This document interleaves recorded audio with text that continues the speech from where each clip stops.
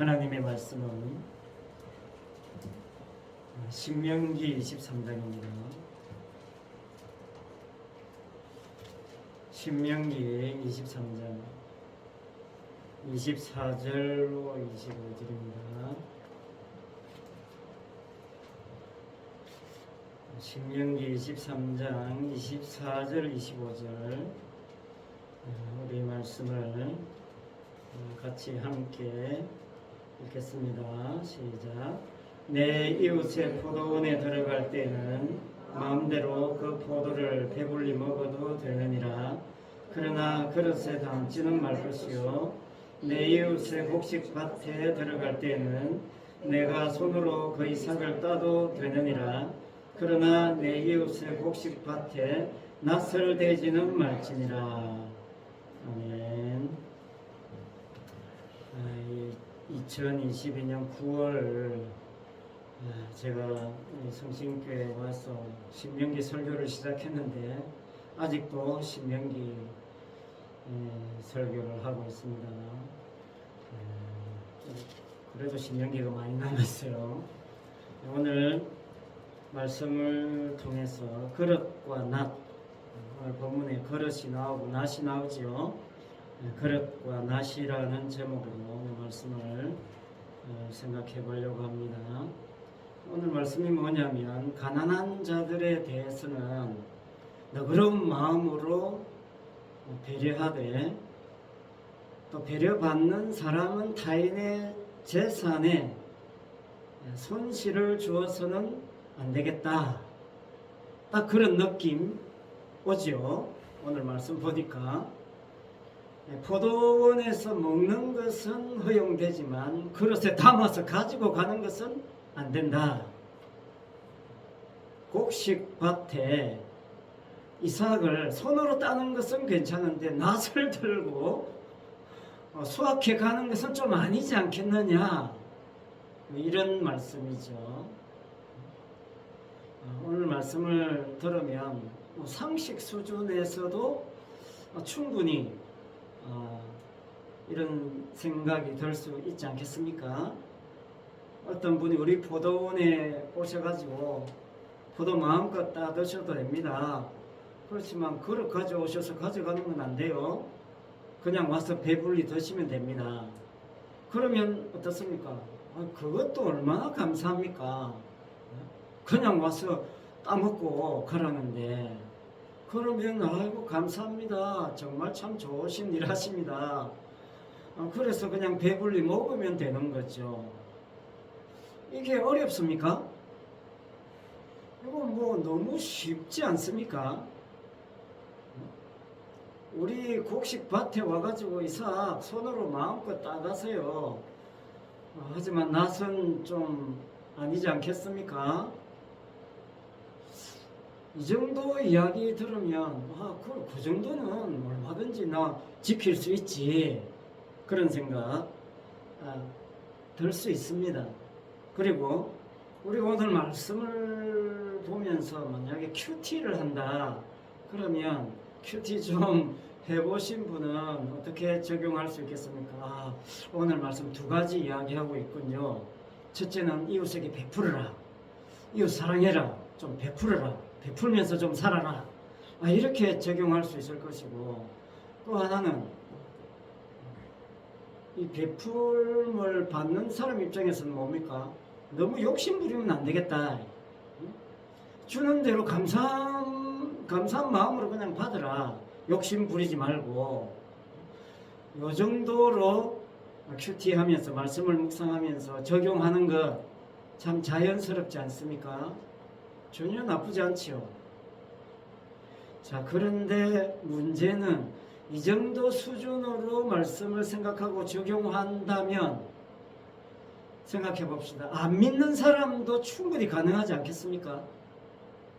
예수님을 안 믿어도 안국에 씨 우리 밭에 와서 포도 따먹고 가세요.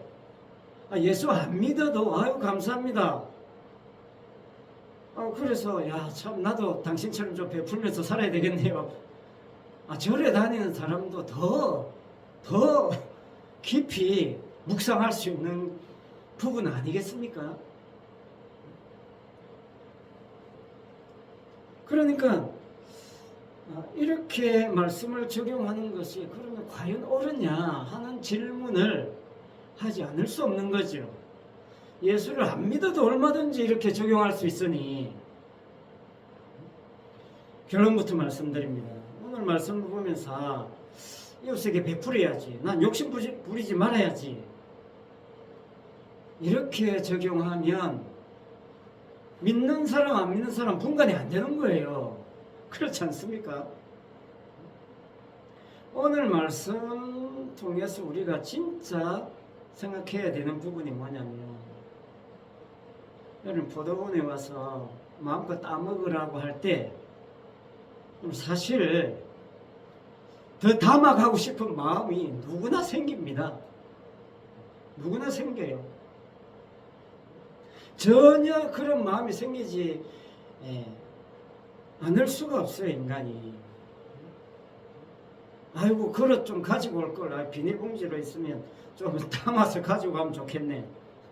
그렇지 못한다 할지라도 그런 생각 은연중에 표현은 못해도 들 수 있습니다. 손으로 이삭 따는 거 힘들어요. 잘 따지지도 않아요. 아이고 낫이 있었으면 얼마든지 이거 실컷 따가지고 갈 텐데, 그런 마음이 든단 말이죠. 그런데 중요한 게 뭐냐면요, 그런 마음이라는 것이 인간이 본래는 없었던 마음이다, 그런 말입니다. 창세기 3장 이전에는 없었던 마음이에요. 창세기 3장 이전에는 그냥 따먹는 거지, 그냥 누리는 거지, 이거 어떻게 좀 더 챙기리라 하는 마음이 창세기 3장 이전에는 전혀 없어요. 그래서 창세기 3장 이후에 뭐 좀 더 챙겼으면 하는 그런 마음이 인간 속에 자리 잡게 된 겁니다. 욕심 부리지 말아야지가 아니라 인간은 욕심 부리지 않을 수 없는 존재다 라는 게 오늘 말씀에 담겨져 있어요. 자, 욕심 부리지 말아야지 라고 하면 어떻게 되느냐면요, 자기 행함이 돼요. 자기 행함이. 자기가 욕심을 조절할 수 있는 것처럼 착각하는 겁니다. 절대 그렇지 않습니다. 인간은 자기가 자기 욕심을 컨트롤 못해요. 오늘 본문에서 그릇 등장하고 낫이 등장하는 이유가 여기에 있습니다. 더 큰 그릇, 더 좋은 낫, 그거를 생각하는 게 인간이에요. 오늘 말씀대로 그릇은 가지고 가지 말아야지, 낫은 되지 말아야지 하는 그것조차도 뭡니까? 그것조차도 이미 창세기 3장 이후이기 때문에 나오는 생각이에요. 이미 욕심이 장착되어 있기 때문에 욕심을 감추는 도구로 작용하는 겁니다. 인간은 자기 욕심을 자기가 컨트롤 못합니다. 인간의 욕심에는요 한계가 없어요. 낫으로 만족 못합니다. 그래서 등장했습니다. 콤바인 모르시죠? 곡식을 베고 탈곡을 동시에 하는 기계.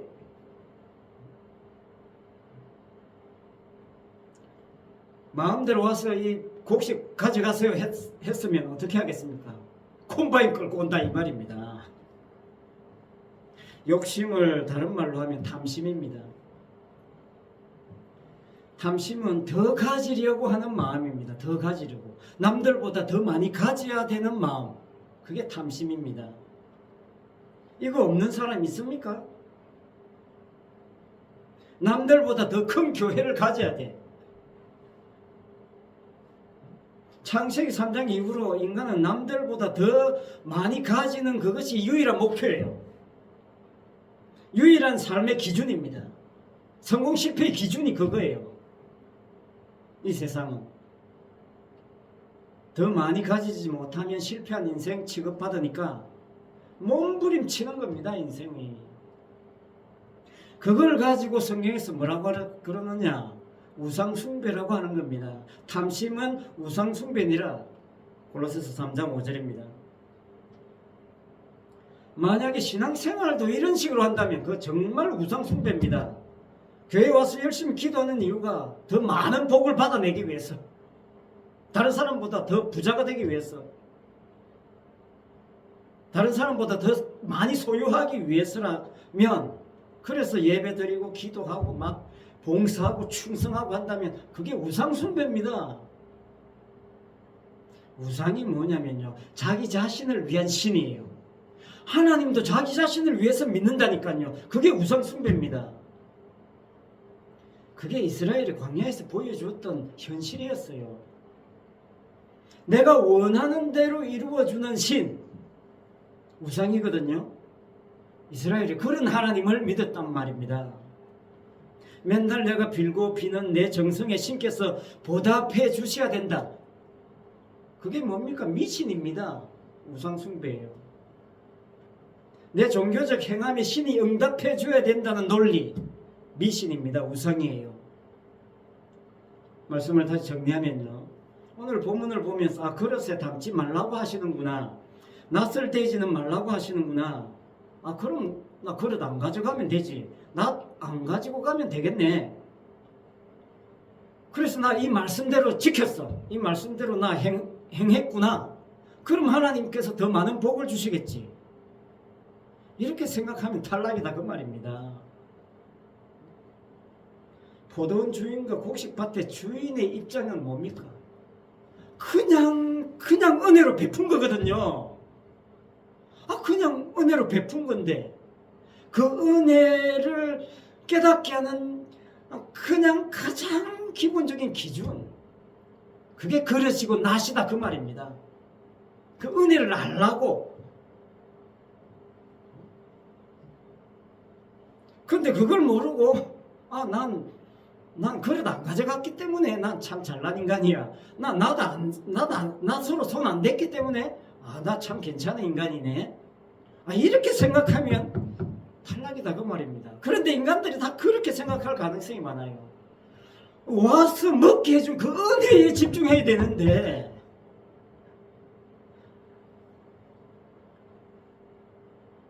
사람들이 거기에 집중하지 못해요. 야고보서 2장 18절에 이런 말씀 나옵니다. 혹이 이르되 너는 믿음이 있고 나는 행함이 있으니 행함이 없는 내 믿음을 내게 보이라. 나는 행함으로 내 믿음을 내게 보이리라. 정말 교회 역사 이래로 이 본문보다 논란이 있는 말씀이 없어요. 말씀이냐 행함이냐, 믿음이냐 행함이냐, 이거 가지고 얼마나 논쟁이 심한지 모릅니다. 이 말씀이 행함을 강조하는 말씀입니까? 믿음을 강조한 말씀입니까? 행함을 강조한 것처럼 보입니다. 그러나 아니에요. 믿음을 강조한 겁니다. 왜? 성경 전체의 핵심이 뭡니까? 믿음을 강조하는 거죠. 성경 전체가. 우리가 예수님을 믿음으로 구원받지 행함으로 구원받는 거 아니지 않습니까? 그런 측면에서 믿음을 강조한 겁니다. 그렇다고 행함을 무시하는 게 아니라 강조점이 어디에 있느냐 그거예요. 참된 믿음의 본질을 설명하기 위해서 행함을 이제 거론하는 거죠. 자, 이 야고보서 2장 18절을 다시 이야기하면, 한마디로 이야기하면 믿음을 행하라 그런 뜻이에요. 믿음을 행하라는 겁니다. 행함을 가지고 믿음을 증명해내라는 게 아니에요. 믿음이 있다면 그냥 그 믿음을 행하라는 거예요. 그걸 강조한 표현이 행함으로 내 믿음을 보이라, 그렇게 이야기한 겁니다. 믿음을 더 강조하기 위해서.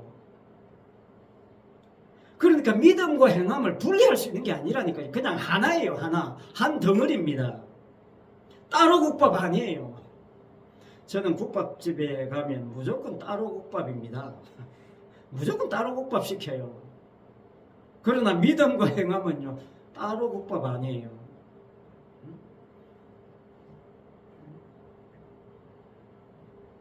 믿음을 행하는 것이고 믿음이 행하는 겁니다. 이게 중요합니다. 다시 한번 이야기합니다. 믿음을 행하는 것이고 믿음이 행하는 것입니다. 그러니까 주체가 나가 아닙니다. 주체가 나가 아니란 말이에요. 믿음이 주체라는 겁니다. 많은 사람들이 믿음을 자신이 행하는 것을 통해서 확정하려고 해요. 내가 믿음이 있는지 없는지 잘 몰랐는지, 내가 기도하는 거 보니까 믿음이 있구나. 예배 드리는 거 보니까 믿음이 있구나. 내가 헌금하는 거 보니까 믿음이 있구나. 내가 전도하는 거 보니까 믿음이 있구나. 내가 봉사하는 거 보니까 믿음이 있구나. 이렇게 생각하면 안 된다는 거예요. 자, 그렇다면 역으로 질문해 보세요. 내가 지금 예배 안 드리면 믿음 없는 겁니까? 기도 안 하면 믿음 없는 겁니까? 헌금 안 하면 믿음 전혀 없는 겁니까? 봉사 안 하면 믿음이 없는 거예요? 창세전에 택했는데 하나님이 우리가 태어나기 전에도 택했는데 그때 무슨 내가 기도한 게 있습니까? 태어나기 전에? 다윗은 이걸 알고 시편 51편에서 이미 이야기했어요. 하나님은 번제를 기뻐하지 않는다. 신약식으로 말하면 하나님 예배 기뻐하지 않는다. 하나님 뭘 기뻐하신다? 상한 심령, 상하고 통해하는 심령. 하나님 그거 찾으시는 거예요.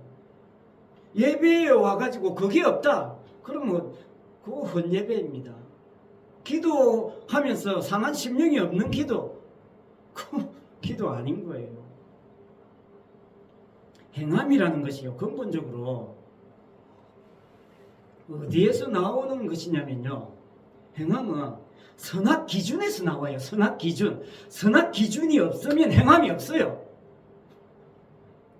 선과 악이 있으니까 거기서 행함이 나오는 겁니다.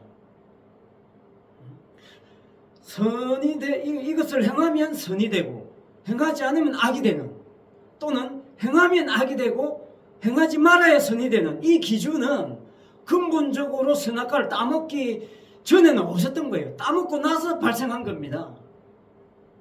다시 정리하면요, 중요합니다. 나는 믿음이 있다, 나는 믿음이 좋다라는 것을 평가할 때 어떻게 평가하느냐면요, 사람들이 내가 속한 공동체의 기준에 합당한가를 가지고 평가할 가능성이요 너무합니다. 그게 자유롭지 못해요. 그걸 가지고 집단 이기주의라고 합니다.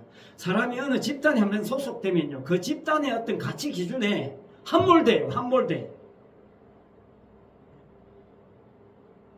왜냐하면 그 기준에 내가 미치지 못하면 거기서 못 견딥니다. 인간은. 교회도 마찬가지예요. 그 교회에서 기도를 막 강조하지요. 그걸 내가 기도 안 하면요, 기도 못 하면요, 그 교회에 못 붙어 있어요. 어느 교회는 막 찬양 열심히 하는 교회 가면 나는 찬양 못 하면요, 견디기가 힘들어요. 못 붙어 있습니다. 교회든 세상 단체도 똑같아요. 이 선악과 이유의 기준이 자기 행함에서 벗어나지 못해요. 다수가 좋다고 하면 다 거기에서 벗어나지 못합니다. 그 기준에서 여러분 자유롭지 못해요. 모든 인간이. 다수가 좋다고 하면 좋은 것으로 인정할 수밖에 없는 한계, 그게 행함에 담겨져 있는 겁니다. 만약에 여러분 유치한 비유지만 눈이 하나만 있는 마을이 있다고 생각해 봅시다. 눈이 하나만 있는 사람들이 사는 마을, 그 눈 두 개가 있는 사람 가면 어떻게 되겠습니까? 이 병신 취급받아요. 비정상적인 인간 취급받습니다. 두 개가 정상인데 하나만 있는 마을에 가면 뭐 저런 인간이 다 있지 이렇게 돼요. 그러니까 오늘날 한국 교회가요 참 이상하게 흘러갑니다. 전부 눈 하나밖에 없는 사람들이 모인 교회에 눈 두 개 있는 사람이 들어가야 하는 그런 상황. 오늘날 교회 현실이 아닌가 하는 생각을 하지 않을 수가 없습니다. 왜 이런 생각을 하지 않을 수 없느냐면요, 얼마 전에 감옥에 갔다가 나온 그 대형 교회, 교회 이름 이야기하면 누구나 다 아는 손땡땡이라는 목사님이 목회하시는 그 교회, 그분이 감옥에 갔는데 저는 복음 전하다가 구속된 줄 알았는데 아니었습니다. 선거법 위반으로 구속됐어요. 그래서 몇 달 살다가 나온 겁니다. 이분이 교회에 와서 예배 시간에 성도들에게 구호를 외치겠는데 무슨 구호를 외쳤냐면 이 땡땡은 끝났다. 저 위에 계신 분 계시잖아요. 대한민국에 제일 높은 분. 이 땡땡은 끝났다. 이제는 이 땡땡은 끝났다. 이걸 막 온 성도들에게 예배 시간에 외치게 한 겁니다. 무슨 구호처럼. 그래서 수많은 사람들이 그것도 복창하고 외치고,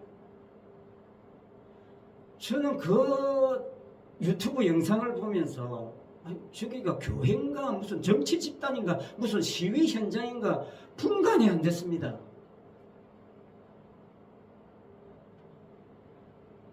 거두절미하고 저는 이런 생각을 하게 됩니다. 한국 교회가 복음을 전했는데 핍박이 없어요.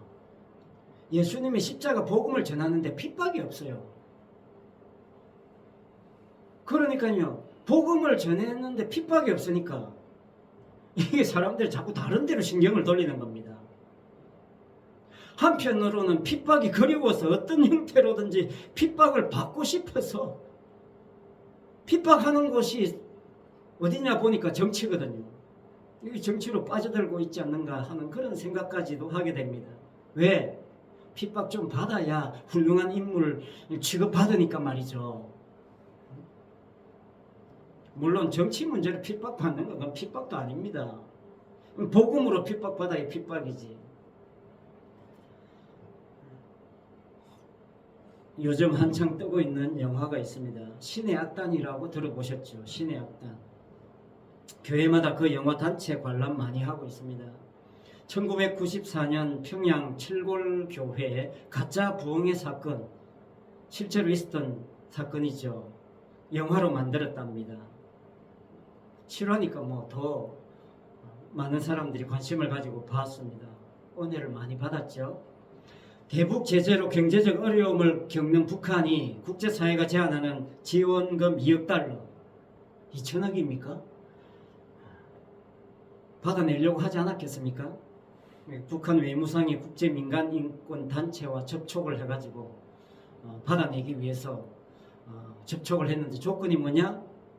북한 주민들을 상대로 부흥 집회를 실제로 열 것을 제안받았다는 거죠. 진짜 북한에 교회가 있느냐 보여달라는 거죠. 그게 조건이었습니다. 그렇게 해서 시작된 영화입니다. 그러니까 2억을 받기 위해서 가짜 부흥 악단을, 부흥 찬양단을 만든 겁니다. 자, 거두절미하고 핵심은 뭐냐? 그 영화가 이야기하는 핵심. 가짜 기독교 부흥 찬양단을 조직해서 진짜 기독교 부흥 찬양단인 것처럼 연기를 해야 됐어요. 티가 나면 안 됐습니다. 진짜 은혜를 받고 막 이렇게 해야 저 진짜 교회구나 해서 2천억을 받는단 말이죠. 2억 달러를. 그런데 연기를 하는 것이었는데 하다 보니까 진짜 찬양을 하고 있었다는 거죠. 진짜 하나님을 찾는 변화가 일어났다는 겁니다. 그런데 이 찬양단은 임무가 마치면 결국 어떻게 돼요? 사형당하게 되어 있었다는 거죠. 그래서 국제민간단체로부터 심사를 받기로 된 그날 그 악단을 이끌었던 그 소령이 대원들을 도피시키고 혼자 공연장에 나타나서 자수하고 사형당하게 된다. 이게 결말입니다. 자, 이 영화가 던져주는 핵심 메시지가 뭡니까? 진짜 기독교 복음은 기꺼이 목숨도 버릴 만한 가치가 있다는 거죠. 그런데 이 복음의 가치가 북한 사회에서는 분명하게 드러난다는 겁니다. 반면에 한국 사회에서는 자유주의와 자본주의가 너무나 견고하게 자리 잡고 있어가지고 이 복음을 전해도 핍박이 없는 거예요. 그러니까 진짜 복음으로 견고하게 세워져 있는지를 확인하기가 이제 한국 사회에서는 너무나 어려운 환경이 되고 말았다는 겁니다. 이게 이 영화에 감춰져 있는 메시지입니다. 더 큰 문제는 뭐냐? 복음이 자본주의를 위해서, 자본을 위해서 존재하는 것처럼 이용당하고 변질되었다는 것을 신의 악단이 까발리고 있다는 측면에서 굉장히 의미가 있는 영화다. 저는 그렇게 판단합니다. 이 영화에서 우리가 발견해야 하는 가장 중요한 의미가 뭐냐면요. 인간은 복음 자체보다 우리 행함에 치우쳐서 나는 그릇 안 들고 갔습니다. 나는 낫 안 가지고 갔습니다. 나 말씀대로 실천했습니다. 라고 하는 자기 행함에 만족할 가능성이 많다는 겁니다. 그렇다면 정말로 가짜 찬양단이 그냥 가짜로 끝나버리는 거예요. 신의 악단이 나오지 않는 겁니다.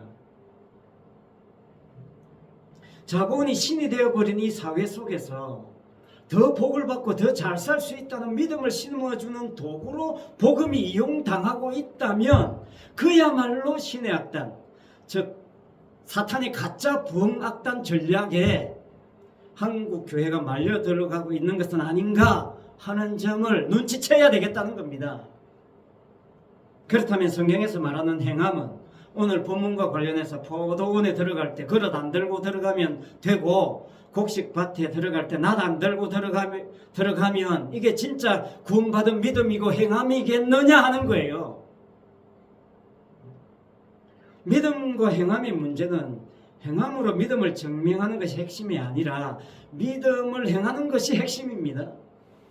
왜냐면요, 야고보 사도가 믿음과 행함의 문제를 거론하면서 예를 든 사람이 두 사람이 있습니다. 한 사람은 아브라함이고 한 사람은 이방인 기생 라합입니다. 이 두 사람은요, 자기 행함을 가지고 자기 믿음을 확정한 사람들이 아니라는 것의 대표적인 예예요. 이 두 사람은 제대로 믿음을 행한 사람들이다, 그런 뜻입니다. 구약에서 아브라함 이야기할 때 행함 이야기하는 거 들어보셨습니까? 오직 믿음을 강조하는 겁니다. 아브라함은. 그래서 믿음의 조상이라고 하지 행함의 조상이라고 하는 거 들어보셨습니까? 아브라함의 믿음을 강조한 겁니다. 그런데 아브라함의 믿음이라는 게 도대체 뭡니까? 아브라함이 이삭을 바쳤기 때문에 하나님이 아브라함을 인정한 것입니까? 겉으로는 그렇게 드러납니다. 하지만 미안하지만 그게 아닙니다. 만약에 그게 그렇다면 하나님이 자식 바쳐야만 인정해주는 그런 믿음이 하나님이 주시는, 하나님이 인정하시는 믿음이라면 다 자식 다 바쳐야 되죠. 저는 광희를 바쳐야 제 믿음을 인정받습니다.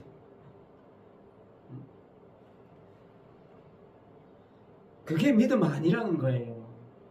하나님께서 진짜 이삭을 바치고 이삭을 제물로 받으시기 위해서 이삭을 바치게 했겠습니까? 아니에요. 물론 그렇게 시험한다고 성경에 나와 있지만 하나님은 진짜 이삭을 바치게 할 마음이 없었습니다. 이삭을 바치게 하는 사건을 통해서 하나님께서 아브라함에게 장착시켜 놓은 믿음이 뭐냐면요, 아브라함이 그 시험을 통해서 깨닫는 바가 뭐냐는 겁니다. 아브라함이 이삭을 바치면서 깨닫는 바가 뭐냐면요, 내가 이삭 바치는 시험에 통과했기 때문에 하나님이 나를 인정하시는구나, 이거 깨달은 게 아니에요. 반대입니다. 나는 내가 이삭 바쳐도 소용없군요, 이걸 깨달은 겁니다. 소용없기 때문에 하나님께서 이삭 바치게 해놓고 바치지 못하게 한 거예요. 하나님이 준비한 제물 따로 있었던 겁니다. 그것 때문에 바치게 한 겁니다. 하나님이 준비하신 제물이 아니면 인간은 자기 자식 바쳐도 소용없군요, 이게 믿음이라는 것을 이야기하기 위해서 아브라함에게 아들 바치게 한 겁니다.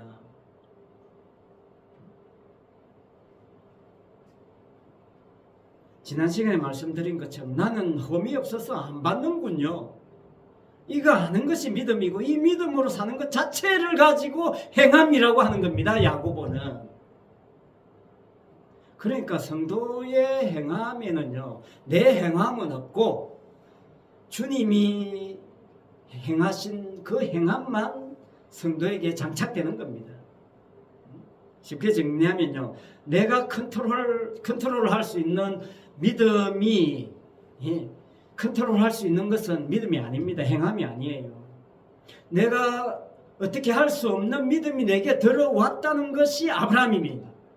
아브라함의 믿음이라는 것은 아브라함이 만들어낼 수 있는 게 아니에요. 하나님이 집어넣어 놓고 하나님이 이삭을 바치게 한 겁니다. 기생 라합도 마찬가지예요. 여러분, 기생 라합 이방인입니다. 지금 이스라엘이 가나안 땅 점령하려고 하는데 정탐꾼 보냈잖아요. 가나안 땅 민족이에요. 그런데 자기 동족을 지금 배반하고 자기 나라를 침략하려고 들어온 정탐꾼을 숨겨줬어요. 그걸 믿음이라고 한 겁니다.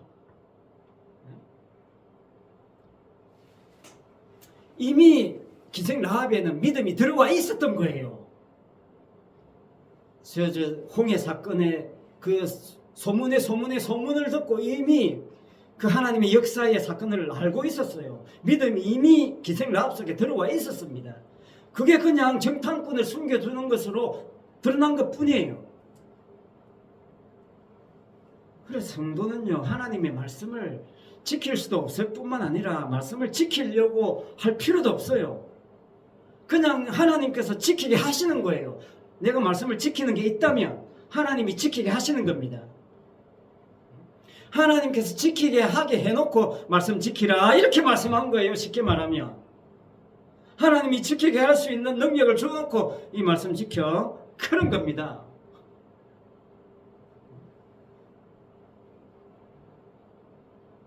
이걸 로마서 1장 17절에서는 믿음으로 믿음에 이르게 한다, 그렇게 이야기한 겁니다.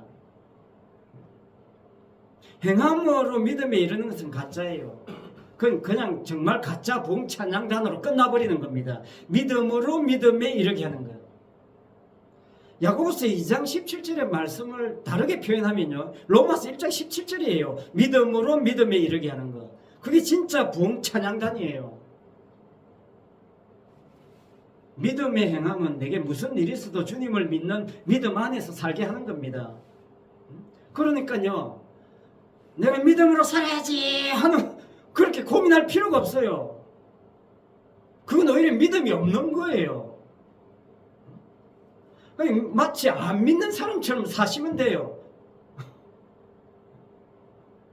내가 의도적으로 믿음이 있는 것처럼 막 티내려고 할 필요가 없다니까요. 믿음이 있는 사람은 그냥 살아가면 그 자체가 그냥 믿음의 삶입니다. 진정한 말씀의 행함은 나의 행함이 아니에요. 주님의 행함이 우리 속에 들어와서 다시 나오는 겁니다. 인간 속에서는 참 행함이 나올 수가 없기 때문에 주님의 행함이 들어와서 들어온 그것이 다시 또 나오는 거예요. 나는 그릇 안 가지고 왔습니다. 난 낯을 대지 않았습니다. 라는 말을 입 밖에 낼 수가 없어요. 주님의 십자가 앞에서 과연 그런 말이 나오겠습니까? 피 흘리시는 주님 앞에서 나 예배 안 빠지고 기도 시간 철저히 지켰습니다. 주님 나 착하지요? 잘했지요? 이런 말을 십자가 앞에서 그런 이야기가 나오겠습니까? 십자가 앞에서? 아이고 주님 불쌍히 여겨 주십시오. 내가 죄인입니다. 이 말밖에 달리 할 말이 어디 있겠습니까? 그게 상한 심령입니다. 다윗이 깨달은 상한 심령. 그게 진짜 봉찬양단이 되는 거죠. 그럼 신앙생활 율법처럼 뭔가 지키는 것처럼 막 하려고 하는 것에서 제발 자유하시기 바랍니다. 내가 주님 안에, 주님이 내 안에, 삶 자체가 그냥 믿음의 삶입니다. 믿음으로 사는 거예요. 인생 자체가. 그런데 우리가 교회에 나와서 뭐 기도도 하고 예배도 하고 헌금도 하고 봉사도 하고 하는 이런 삶을 통해서 우리의 믿음을 좀 더 이렇게 더 깊이 묵상하는 거죠. 주님이 주신 그 믿음을 더 이렇게 끄집어내 놓는 거죠. 내가 만들어낸 것을 주님 앞에 내놓는 게 아니라 주님이 이것도 주셨군요. 기도도 하게 하시고 주님이 예배하게 하시고 다 이거 주님이 하게 하셨습니다 하는 것을 확인하고 또 확인하고 반복하고 또 반복하는 것이 신앙생활입니다. 그냥 삶이죠. 여러분, 저와 여러분의 인생 자체가 주님의 행함이다, 그렇게 생각하시면 돼요. 십자가의 능력을 증거하는 도구다. 그 십자가의 능력을 증거하는 도구는 교회에 나와서만 하는 게 아닙니다. 우리가 이 살아가는 삶의 현장 속에서 이루어지는 거죠. 날마다 여러분, 나는 그릇 타령, 낫 타령 이런 거 할 필요 없습니다. 그냥 모든 것 주님이 주신 은혜입니다. 감사합니다. 늘 감사하며 찬양하며 그렇게 주님 주신 삶을 하루하루 살아가는, 누리는 그런 삶으로 하나님을 영화롭게 하고 하나님께 영광 돌리는 그런 복된 인생의 삶이 되시기 바랍니다. 기도하겠습니다. 아버지 하나님, 감사합니다. 우리 이 땅에 보내심도 주님이 보내신 것인데 나는 내가 똑똑하고 내가 잘나서 이렇게 이만큼 잘 사는 것이냐 착각하는 그런 어리석은 삶이 되지 않게 하시고 오늘도 숨 쉬게 하시고 오늘도 한 순간순간 주님이 우리 안에서 내가 주님 안에 거하게 하셔서 믿음으로 믿음에 이르게 하시고 날마다 이렇게 우리의 삶을 믿음을 행하는 삶으로 이끌어 주시는 그 성령님의 역사 속에 살게 하시는 하나님을 찬양하고 영광 돌리는 우리의 인생이 될 수 있도록 축복하여 주시옵소서. 예수님 이름으로 기도합니다. 아멘. 430장 전송합니다.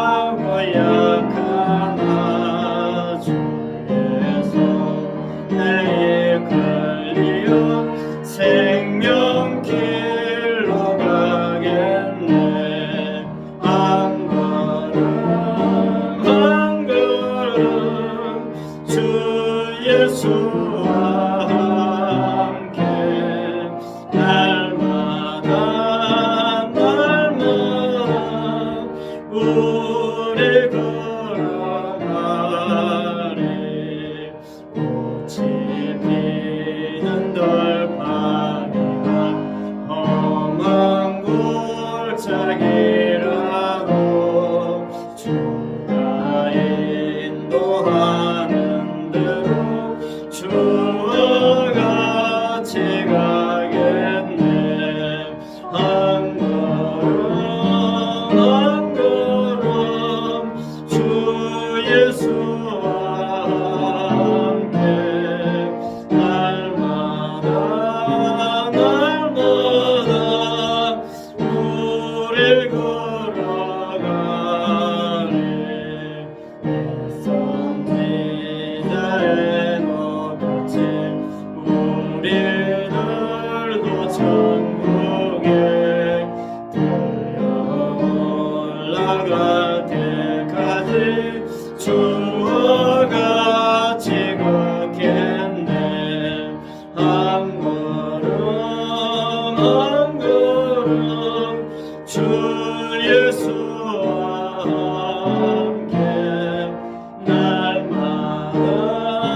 날마다 오래 걸어가리. 기도하겠습니다. 지금은 십자가에 죽으시고 부활하사 믿음에 이르게 하시는 우리 주 예수 그리스도의 은혜와 오직 흠없고 죄 없으신 주님의 행함을 받으시고 주님의 십자가를 받으시고 택한 백성을 구원하시는 그 하나님 아버지의 크신 사랑과 날마다 내 행함을 박살내고 복음으로 견고하게 세우시는 그 성령님의 감화 감동 위로원사 교통하심과 충만하심이 믿음을 행하는 도구로 쓰임받기를 원하는 모든 성도들 위해 항상 함께 있을지어다. 아멘.